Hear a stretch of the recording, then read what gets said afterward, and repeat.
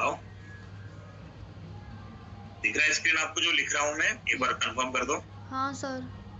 चलो दिख रहा है, मतलब कि आंसर नहीं बताने पर दिख जरूर रहा है, ठीक है। What is kinematics? It is the study of motion. हम किसकी स्टडी करते हैं?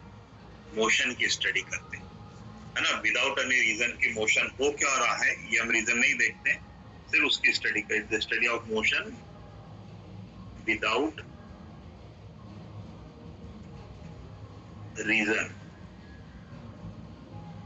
ये सब सही बच्चे जानते होंगे कि हर मोशन के पीछे रीजन क्या होता है ना, कुछ ना कुछ फोर्स लगता है, तभी हम देखते हैं कि कुछ ना कुछ मोशन पॉसिबल हो पाता है, ठीक है। पर यहाँ हम फोर्स की बात नहीं करेंगे, यहाँ सिर्फ हम मोशन की स्टडी करेंगे। मोशन की स्टडी 1D और 2D में करेंगे। 1D और 2D में करने के बाद फिर हम देखेंगे बाद में लॉज ऑफ मोशन में कि how the motion takes place, ठीक है। तो काइनेमेटिक्स में हमें दो मेनली टॉपिक पढ़ना है। पहला मोशन इन 1 डायमेंशन और दूसरा मोशन इन 2 डायमेंशन। अब मोशन इन 1 डायमेंशन में आपको मोशन के साथ साथ अपन डिफरेंशिएशन, इंटीग्रेशन भी पढ़ेंगे, और मोशन इन 2D में मोशन के साथ साथ अपन वेक्टर और सर्कुलर मोशन भी पढ़ेंगे, है ना। इसका मतलब काफी सारे टॉपिक होने वाले हैं ये 2 चैप्टर में अपने, बिल्कुल बेसिक ऑफ द फिजिक्स, जो हमें आगे लगभग हर चैप्टर में काम भी आने वाले हैं, ठीक है।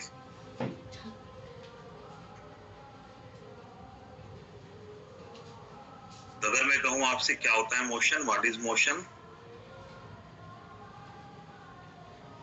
तो हम कहेंगे व्हेन पार्टिकल एक यूज कर रहा हूं मैं, particle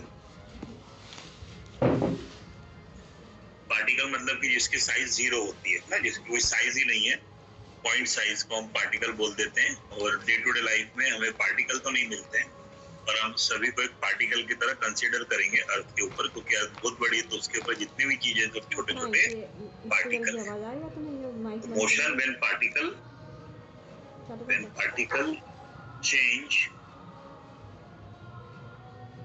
particle change its position, when particle changes position with respect to its surrounding,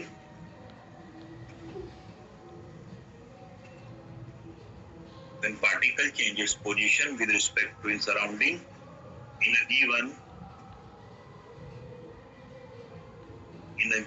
interval of time,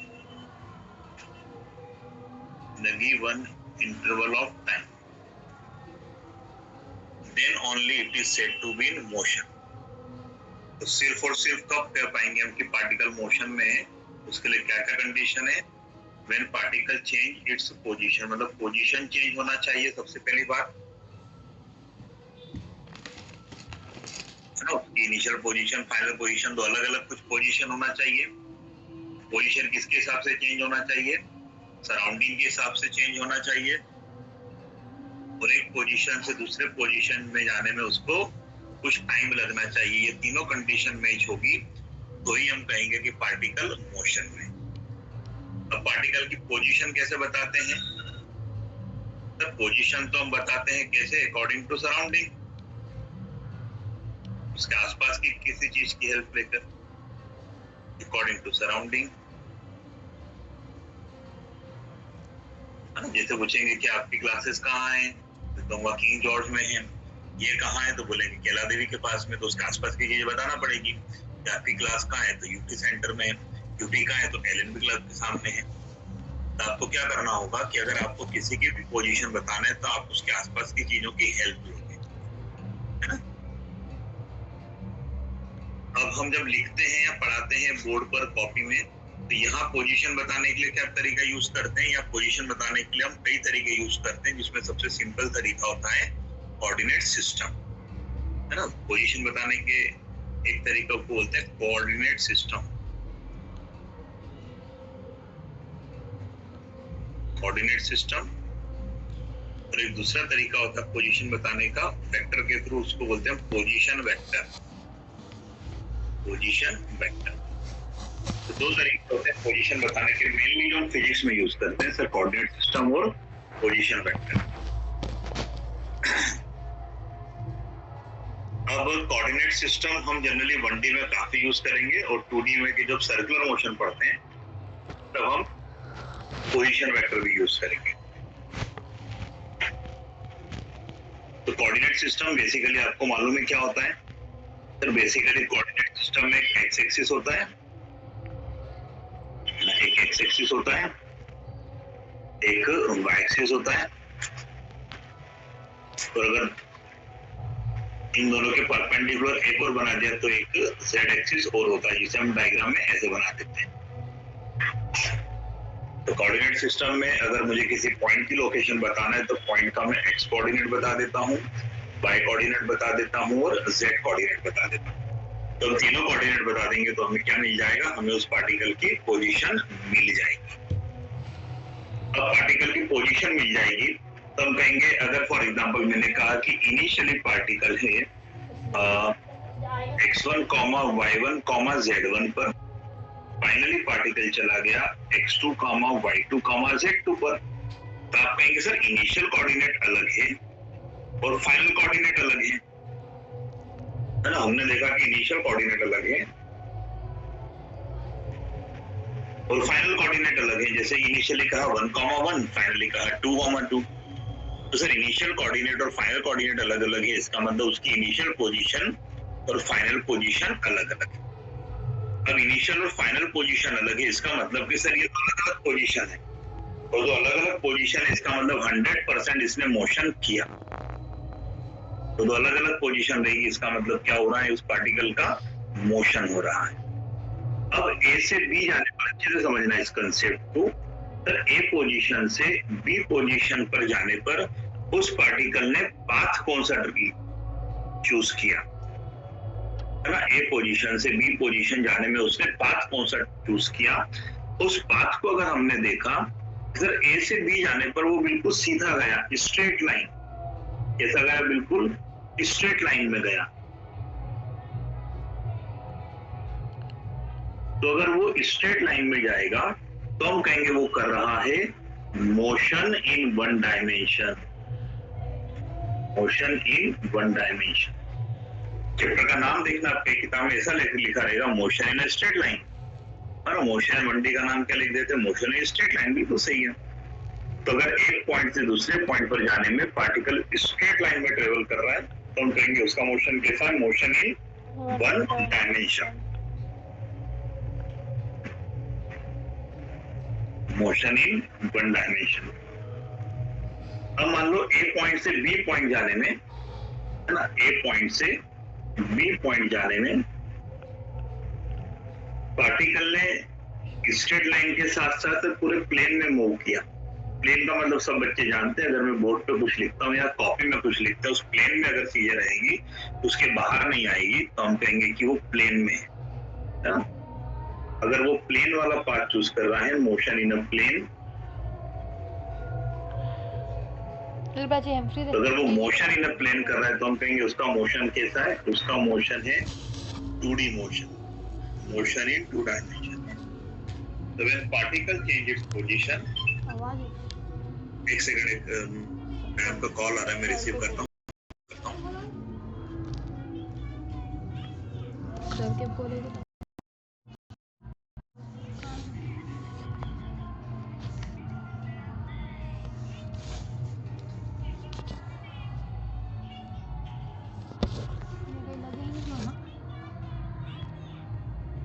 आवाज नहीं आ रही सर?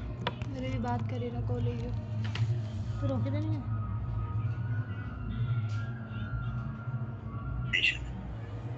अगर मान लीजिए मोशन प्लेन से निकल करके स्पेस में आ गया, है ना, प्लेन से निकल करके बाहर आ गए, बोर्ड पर अगर लिख रहा हूँ, बोर्ड से निकल करके अगर बाहर में क्लासरूम में आ गया हूँ, या आप कॉपी में निकल करके मान लीजिए ऊपर की तरफ आ गए, मतलब जेड एक्सिस में भी जा रहे हैं, तो मोशन अगर स्पेस में होगा तो मोशन इन स्पेस, उसको क्या कहेंगे हम?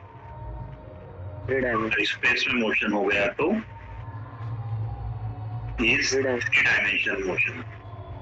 तो on the basis of the path from one point two another point, एक पॉइंट से दूसरे पॉइंट पे जाने के लिए कौन से पाथ को हम ले रहे हैं, उस पाथ के बेसिस पर डिपेंड करेगा कि 1D मोशन है, 2D मोशन है या 3D मोशन है।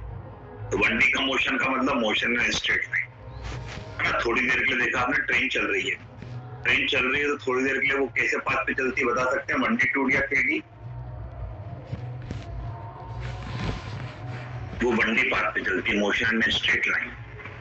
आप जनरली जो चल रहे हैं क्लासरूम में इधर से उधर जा रहे हैं, अगर मान लीजिए तो प्लेन में आप उछल नहीं रहे, प्लेन के ऊपर नहीं जा रहे, तो आपका मोशन क्या रहेगा? 2D रहेगा। तो ग्राउंड में फुटबॉल खेल रहा है, फुटबॉल के मोशन को देखेंगे तो सर वो ग्राउंड में भी है, स्ट्रेट भी जा रही है, ग्राउंड में लेफ्ट राइट भी हो जाती है और हवा में भी उछल जाती है, तो उसके मोशन को क्या कहेंगे हम? 3 डायमेंशन मोशन कहेंगे। एक मिनट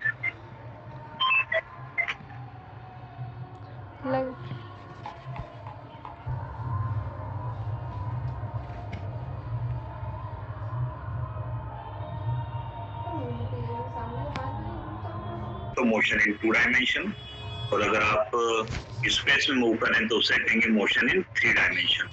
तो किस टाइप का मोशन है ये कोऑर्डिनेट से पता नहीं चलेगा, ये तो हमें पूरा का पूरा पाथ ही देखना होगा, पाथ ही हमें बताएगा कि किस टाइप का मोशन है। क्लियर है? On the basis of path कितना टाइप का मोशन होता है?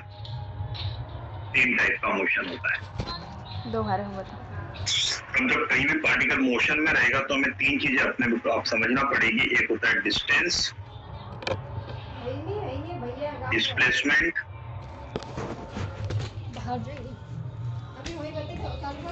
Distance, displacement, distance, displacement, speed and velocity.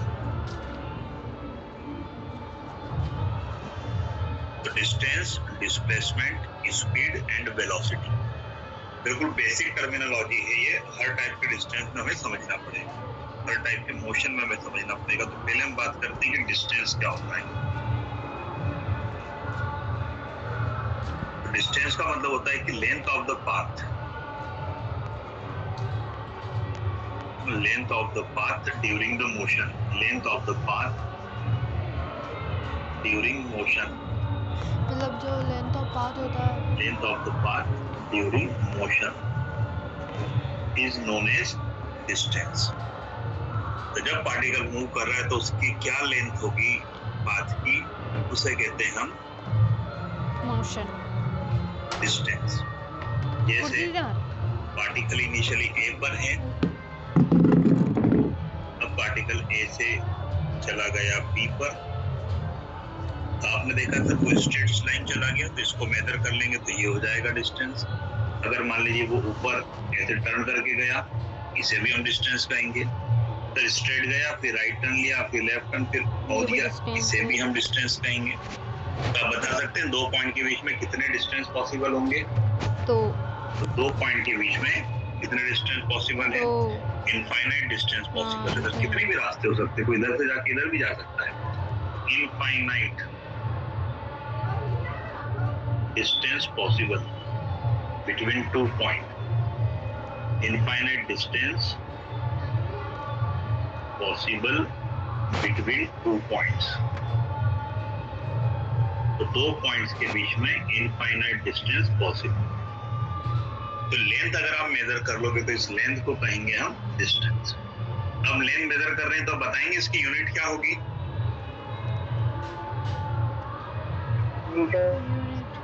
बिल्कुल सही है। जब हम जितनी भी चीजें पढ़ेंगे उसकी ऐसा यूनिट हम याद रखेंगे। तो क्या होगी इसकी ऐसा यूनिट? मीटर, जिसे हम एम से डिनोट करेंगे। अब जो इनफाइनाइट डिस्टेंस पॉसिबल है, उन इनफाइनाइट डिस्टेंस में से जो सबसे शॉर्टेस्ट डिस्टेंस होगा, जो एकदम स्ट्रेट लाइन डिस्टेंस होगा, उस डिस्टेंस को क्या कहेंगे हम? डिस्प्लेसमेंट। डिस्प्लेसमेंट उसे कहेंगे हम displacement. What is displacement? Shortest length of 2 points, या शॉर्टेस्ट डिस्टेंस, दोनों बातें बिल्कुल सही है। तो शॉर्टेस्ट डिस्टेंस या shortest length of path is known as displacement. तो डिस्प्लेसमेंट भी एक टाइप का डिस्टेंस ही है, बस इसमें थोड़ा सा डायरेक्शन का ध्यान रखेंगे हम कि केवल स्ट्रेट लाइन जाना है, स्ट्रेट लाइन से टर्न नहीं करना है। इसकी वैसा यूनिट क्या होगी? इसकी ठीक वैल्यू है। मीटर ही प्राची इसे हम एम से डिनोट करेंगे। तो ऐसा unit of the distance is also the metre. ठीक है, अब स्पीड, तो एक पॉइंट से दूसरे पॉइंट में जाने पे जो मोशन हो रहा है, तुमने देखा था कि मोशन हो रहा है मतलब वहां कुछ ना कुछ टाइम लग रहा है, देयर इज टाइम इंटरवल, और टाइम लग रहा है इसका मतलब कि जितना भी टाइम लग रहा है मोशन में, तो उस मोशन में जब आपने डिस्टेंस पता किया, मतलब लेंथ ऑफ प्राची देख फिर पाथ पता किया, अगर उसको उसी टाइम से डिवाइड कर देंगे तो इसे क्या कहेंगे, स्पीड। कहीं स्पीड की यूनिट क्या मिल जाएगी हमें, फिर ऊपर डिस्टेंस है तो मीटर और नीचे टाइम है तो टाइम की सेकंड। तो स्पीड की इसका यूनिट क्या मिल जाएगी हमें, मीटर पर सेकंड। फोर्थ टर्म है हमारे पास वेलोसिटी। क्या होगा velocity, the displacement upon time, displacement upon time. Displacement को अगर हम टाइम से डिवाइड करेंगे तो हमें क्या मिल जाएगा, वेलोसिटी, और इसकी यूनिट क्या होगी, मीटर पर सेकंड। याद रहेगी चार क्वांटिटी, डिस्टेंस मतलब लेंथ ऑफ पाथ, डिस्प्लेसमेंट मतलब शॉर्टेस्ट पाथ, स्पीड मतलब डिस्टेंस अपॉन टाइम, और वेलोसिटी मतलब डिस्प्लेसमेंट अपॉन टाइम। एक एग्जांपल से समझते भी इनका मीनिंग क्या होता है।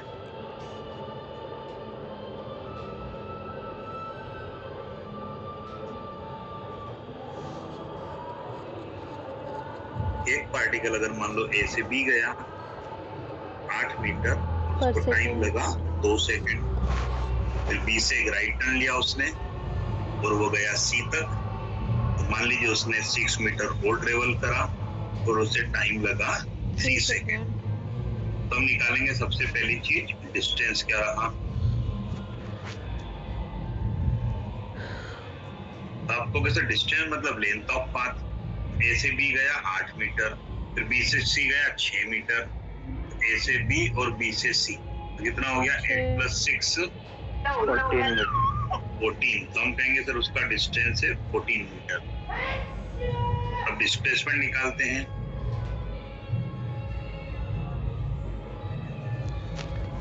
तो आपको कहते हैं डिस्प्लेसमेंट मतलब शॉर्टेस्ट डिस्टेंस, ए से सी डायरेक्ट। अब डायरेक्ट अगर आप पाइथागोरस थ्योरम यूज करोगे तो क्या आ जाएगा, ये 8 और 6 का स्क्वायर 64 + 36 का रूट 10, तो ये डायरेक्ट डिस्टेंस आ गया 10 मीटर। तो आप कहेंगे डिस्प्लेसमेंट कितना हो गया, डिस्प्लेसमेंट हो गया 10 मीटर। पूछेंगे स्पीड क्या रही, सर स्पीड तो जाएगा डिस्टेंस अपॉन टाइम, तो 14 अपॉन टाइम कितना हो गया, फिर टोटल 2 सेकंड और 3 सेकंड कितना हो गया 5 सेकंड, क्या हो जाएगा 14 अपॉन 5 मतलब 2.8 मीटर पर सेकंड। पूछेंगे वेलोसिटी कितनी हो गई,